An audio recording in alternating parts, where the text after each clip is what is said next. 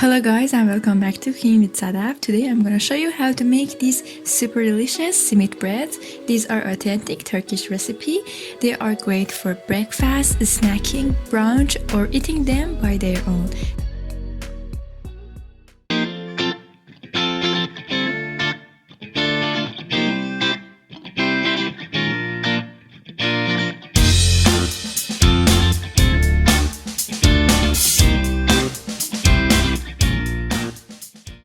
Please note that all of the written recipe is available in the caption down below. Add your lukewarm water and milk mixture in a big bowl and make sure that it's not too hot. Then add your sugar, let it dissolve.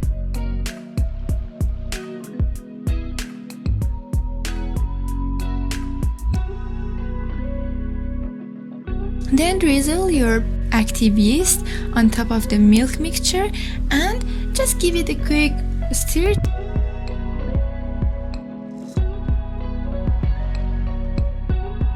After 10 to 5 minutes, and when it's fluffy, add your oil and slowly add your flour in.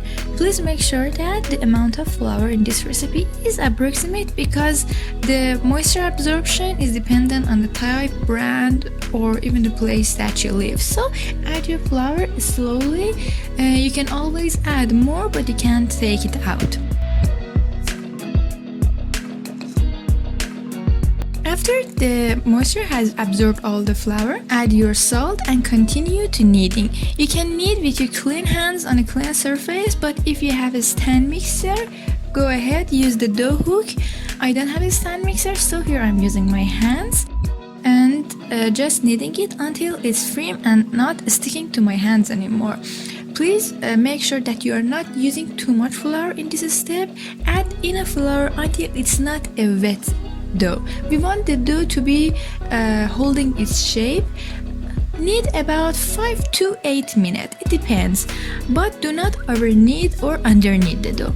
As you can see, I am slowly kneading and slowly adding the flour because I reserved about 3/4 of a cup of the flour to add while I am kneading, because I knew that since I'm kneading it using my hands will stick to the dough and I don't want it, so I am adding the flour gradually.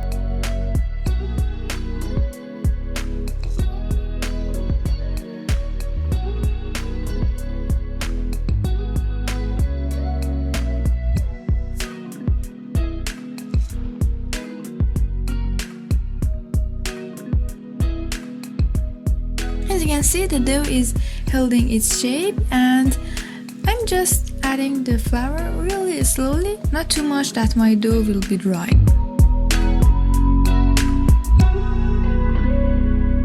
After you see that the dough is ready, just give it a little tap on the floor. Slowly, don't break your surface, to make sure that all of the big bubbles of air are collapsed and you have a homogeneous nice dough. Make sure that you're oiling the big bowl that we want to proof the dough in it. Just use your hands, nothing special, and add your nice dough into the bowl and oil the surface of the dough too. Then cover it with a plastic wrap and put it in a warm place for about 3 to 4 hours or even 1 hour. As you can see, I left it for about 4 to 5 hours and it's huge. I mean, the dough is huge, and I think I will make about 20 simit breads with this much dough. Simit bread is a Turkish bread. It's much like a New York bagel, but it is a little bit thinner and just a slightly sweeter, but they are very similar, like a bagel. After taking out the dough from the proofing bowl, knead it for about another 5 minutes so that all those big bubbles of air are gone and your dough is nice, firm, and it's not sticking, it's holding its shape. Making it into a big loaf and then cut it into half with a bread cutter or a knife or anything that you have in hand. I am taking my another half into the bowl and put a damp towel on it so that it won't dry out while I'm making the rest. Then cut the half into another half and those halves into halves so that you have equal parts. This is really important. We want all of our breads to be in equal parts. I'm making about 20 pieces from my whole dough. You can weigh each part with a scale, but I don't have a scale in hand, so I'm just eyeballing it. Then flour your surface very nice, because at this point the dough might be slightly sticky, but don't afraid, just use a little more flour and roll it, make a rope shape.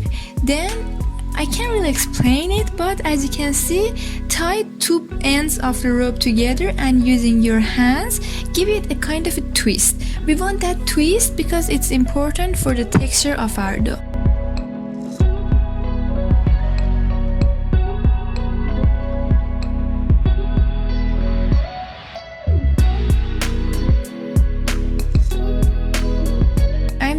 Another time so you can see. Make a rope out of it. After making a rope, twist two ends of the rope together and with one hand make another twist and then tie the two ends of the twist together so that it's all fixed and it won't open.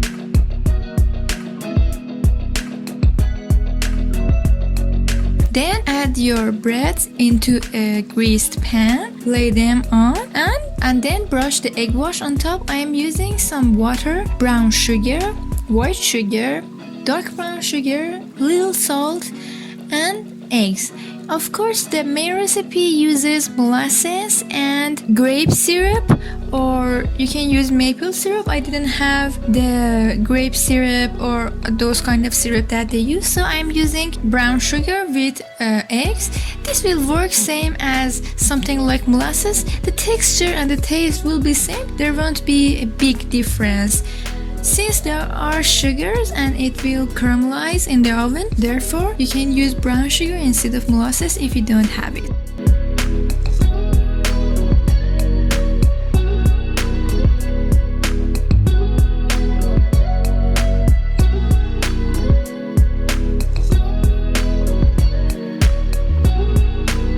Then while the topping is wet, drizzle some sesame seed on top. Make sure that you are fully covering the simit breads with sesame seed.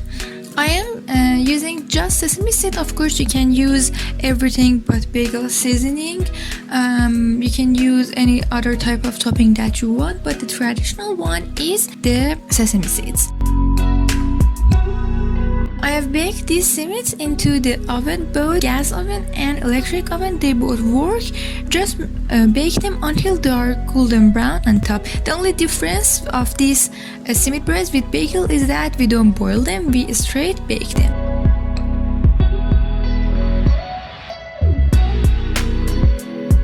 Here you can see them just out of the oven. They are nice, beautiful and fluffy. They have a homemade shape to them.